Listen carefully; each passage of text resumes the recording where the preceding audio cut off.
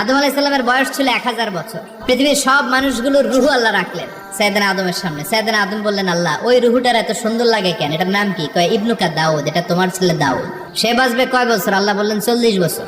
সাইয়েদনা আদম বললেন, আল্লাহ জিদ মিন উমরিহি, একটু বয়স বাড়ায় দেন না। আল্লাহ বললেন রুফিআতিল আকলাম ওয়া জাফফাতিস সুহুফ, কে কত বয়স পাবে আদম এটা তো লেখা ফেলাইছিস, তো চেঞ্জ করা যাবে না রে আদম।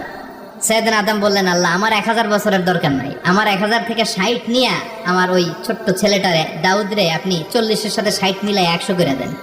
আল্লাহ বললেন ঠিক আছে করে দিলাম, তাইলে তুই কিন্তু বাঁচবি 940 বছর।